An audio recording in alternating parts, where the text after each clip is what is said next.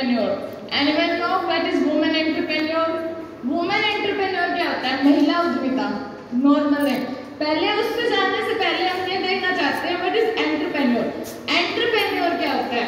Entrepreneur क्या होता है? एक ऐसा पर्सन होता है जिसको कुछ आइडिया आता है, फिर वो उस आइडिया को क्रिएट करता है गुड्स एंड सर्विसेज में, प्रोडक्ट बनाने में, और फिर वो रिस्क बियरिंग करके एक ऐसी ऑर्गेनाइजेशन बनाता है जिसके थ्रू वो एक अपना मतलब पीपल्स को बाय कर सके, पीपल को कस्टमर्स को सर्विसेज प्रोवाइड करवा सके, प्रोडक्ट्स अवेलेबल करवा सके, वो होता है वुमेन एंटरप्रेन्योर। उस नेक्स्ट हम इसमें देखेंगे वुमेन एंटरप्रेन्योर प्रेजेंटेशन के अंदर हम क्या कुछ पढ़ने वाले हैं, मतलब क्या क्या कंटेंट्स है इसके अंदर वुमेन एंटरप्रेन्योर के अंदर, जो मैं आपको इस प्रेजेंटेशन के थ्रू बताऊंगी। सो फर्स्टली मैं आपको बताऊंगी इंट्रोडक्शन। इंट्रोडक्शन क्या है, उसके बाद डेफिनेशन, उसके बाद मैं बताऊंगी आपको क्वालिटीज, क्या क्या क्वालिटीज होती है वुमेन एंटरप्रेन्योर में, फंक्शंस जो वुमेन एंटरप्रेन्योर परफॉर्म करती है, प्रॉब्लम्स जो कि वुमेन एंटरप्रेन्योर फेस करती है, प्रॉब्लम्स जो वुमेन एंटरप्रेन्योर फेस करती है टाइम टू टाइम, उसके बाद में कितनी ग्रोथ हो रही है एज रिलेटेड टू पास्ट और प्रेजेंट के अकॉर्डिंग, और उसके बाद मैं बताऊंगी स्टैटिस्टिकल डाटा जो कि रिप्रेजेंट करता है। फिर हम देखेंगे कुछ सक्सेसफुल वुमेन एंटरप्रेन्योर जो कि आज के टाइम में बहुत ज्यादा सक्सेसफुल है। उसके बाद में मैं आपको बताऊं कुछ रीसेंट ट्रेंड जो आज के टाइम में चल रहे हैं और उनको गवर्नमेंट हेल्प कर रही है वुमेन एंटरप्रेन्योर को।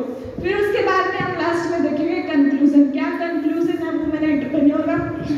सो हम इस पीपीटी को स्टार्ट करते हैं। So firstly start what is women entrepreneur. Women entrepreneur क्या है? Women entrepreneur is a group of women और a single women, individual women, जो कि जिसको कुछ आइडिया आता है, फिर वो उस आइडिया को इनोवेट करती है, प्रोडक्ट बनाती है, फिर वो उस इनोवेशन के थ्रू कुछ ऐसे प्रोडक्ट्स अवेलेबल करवाती है और एक सक्सेसफुल वुमेन एंटरप्रेन्योर बन पाती है, जिससे कि वो हर एक के लिए कुछ नया इनोवेशन, अपनी कंट्री के लिए, अपने सोसाइटी के लिए एक मोटिवेशन बन जाती है। गवर्नमेंट ऑफ इंडिया क्या कहती है कि ना हमारे जो वुमेन एंटरप्रेन्योर है ना उसको 51% फाइनेंशियल और कैपिटल अवेलेबल होनी चाहिए एक वुमेन एंटरप्रेन्योर को ऑनर होने के लिए, और 51% उसको अवेलेबल करवानी चाहिए, अपॉर्चुनिटीज अवेलेबल करवानी चाहिए अदर वुमेन्स को। उसके बाद में हम डेफिनेशन देखते हैं। डेफिनेशंस क्या है? वुमेन हु इनोवेट, इनिशिएट और adopt business activity are called women entrepreneur. ये डेफिनेशन किसने दी थी? जेएस कंप्यूटर में। नेक्स्ट डेफिनेशन हमारी women entrepreneur is based on women participation in equity and employment of a business entrepreneur. ये किसने दी थी डेफिनेशन? हमारी रूहानी जे अलाइस ने दी थी डेफिनेशन। उसके बाद में हम डेफिनेशन तो हमारी हो गई वुमेन एंटरप्रेन्योर की, हमने डिफाइन तो कर दिया वुमेन एंटरप्रेन्योर को। उसके बाद में हम देखते हैं वुमेन एंटरप्रेन्योर की क्या क्या क्वालिटीज होती है उसके अंदर। सो फर्स्टली क्वालिटीज क्या होती है? एक्सेप्ट चैलेंजेस को बहुत जल्दी एक्सेप्ट करती है, एम्बिशियस होती है, दृढ़ निश्चय लेकर चलती है। उसके बाद में हार्ड वर्किंग होती है, हार्ड वर्क करती है, पेशेंस बहुत ज्यादा होता है क्योंकि हम जो बिजनेस करते हैं उसके अंदर रिस्क बहुत ज्यादा होता है। फिर उसके बाद में मोटिवेटर होती है, हर एक इंसान को मोटिवेटर करती है। उसके बाद में एडवेंचर, हर बार कुछ नया लेके आने की सोचती है। कॉन्शियस होती है, हर एक चीज के लिए भी कॉन्शियस, माइंड कॉन्शियस रखती है। एजुकेटेड होती है एज वेल एज इंटेलिजेंट भी होती है, क्योंकि जब भी हम कोई बिजनेस करना चाहते हैं उसमें इंटेलिजेंस बहुत ज्यादा जरूरी है, उसके बिना कुछ नहीं हो पाता। फिर हम देखते हैं हमारी क्वालिटीज तो हो गई, वुमेन एंटरप्रेन्योर में क्या क्या क्वालिटीज है।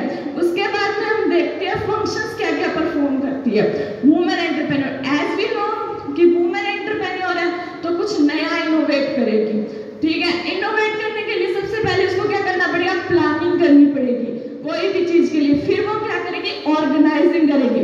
ऑर्गेनाइज करने के साथ साथ डिसीजन मेकिंग भी करेगी और रिस्क बियरिंग। जैसे कि हमें पता है भी हमारा बिजनेस होगा वो फ्यूचर के लिए होगा, फ्यूचर अनसर्टेन है, अनसर्टेन में रिस्क बियरिंग बहुत ज्यादा होता है।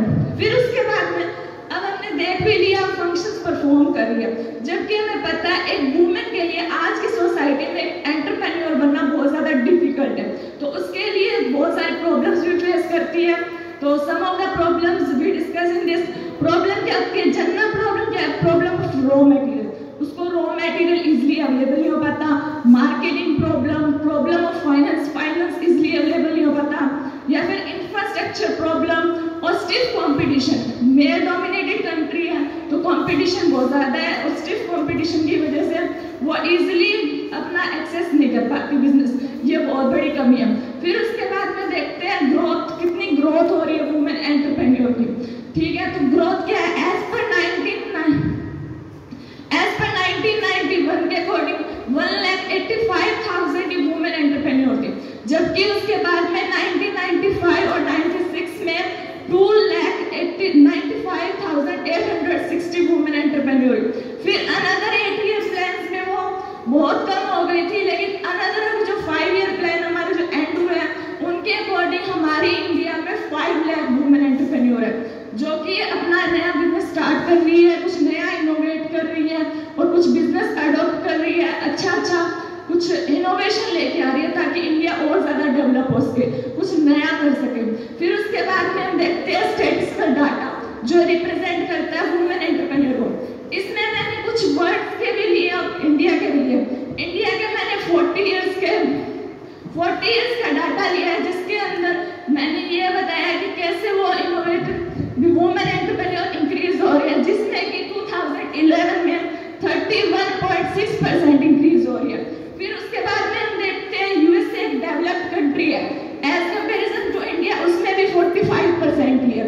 और इसके बाद में हमने देख लिया कि इंडिया काफी इनोवेट हो रहा है, कुछ नए प्रोडक्ट लेके आ रहा है वुमेन एंटरप्रेन्योर। इसके बाद में हम जानते हैं कुछ सक्सेसफुल वुमेन एंटरप्रेन्योर जो कि इंडिया में है और उन्होंने इंडिया में रहकर बहुत अच्छा नाम कमाया, ऑल ओवर वर्ल्ड वाइड में उनका नाम सुना।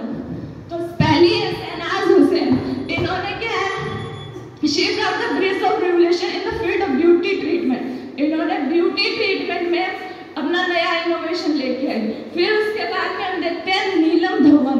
नीलम धवन कौन है? Neelam Dhawan Microsoft India managing director है। इन्होंने Microsoft sale marketing operation in country, ये एक सॉफ्टवेयर के थ्रू काम करती है और इन्होंने आज अपना बहुत बड़ा नाम कमा रखा है इंडिया के अंदर।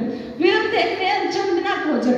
ये चंदना कोचर आज प्रेजेंट टाइम में सीईओ और एमडी है आईसीआईसी बैंक की, और इन्होंने मैरिज की है वाइन एनर्जी एंटरप्रेन्योर के दीपक कोचर के साथ, जो इनके बिजनेस स्कूल में हुए थे। फिर हम देखते हैं रिसेंट ट्रेंड जो आज के टाइम में चल रहे हैं इंडिया के अंदर, क्या क्या अवेलेबल हो रही है वुमेन एंटरप्रेन्योर के लिए। तो रिसेंट ट्रेंड क्या? Now it is women in India are increasingly participating in all sphere of activities. बहुत ज्यादा इंक्रीज हो रहा है और इसकी वजह से कुछ एक ऐसे हैं अभी बैकवर्ड स्टेज है जहाँ पे वुमेन अभी भी काम नहीं कर पा रही, लेकिन और गवर्नमेंट है ना इंडिया की, वो बहुत हेल्प कर रही है, उन्हें फाइनेंस अवेलेबल करवा रही है, बहुत सारी अपॉर्चुनिटीज दे रही है, जिसकी वजह से जो वुमेन एंटरप्रेन्योर है वो इंक्रीज हो सके और बहुत ज्यादा अपना कामयाब भी हो सके। फिर हम देखते हैं एटलास प्राइस पे और मैं कंक्लूजन बताती हूँ। कंक्लूजन क्या है? जैसे कि हमने सुना तो है, मैंने पीपीटी में बताया कि वुमेन एंटरप्रेन्योर इंक्रीज हो रही है, पर ऐसा ज्यादातर नहीं हो रहा क्योंकि हमारी मेल डोमिनेटेड कंट्री है और इतनी इक्विटी पार्टनर हमें नहीं मिल पा रही जितना मतलब मेल्स को मिल पा रही है। वुमेन्स को अभी भी दबाया जा रहा है चार दीवारी के अंदर, घर के अंदर, बाहर भी, कि तुम नहीं कर सकते काम, ये सब कुछ ऐसा कह के उन्हें दबाया जा रहा है, उनसे काम नहीं करवाया जा। पर फिर भी वुमेन्स अपनी तरफ से अपना 100% देके और अपने घर को संभालते हुए भी, बाहर का काम संभालते हुए भी एक अच्छी एंटरप्रेन्योर बनने की कोशिश कर रही है। और हो सकता है कि आने वाले टाइम में इंडिया डेवलप हो तो वो सिर्फ वुमेन्स की वजह से हो। Thank you.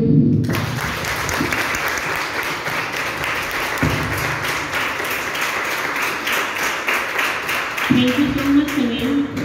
Now I would like to call Anita for PPT on e-commerce.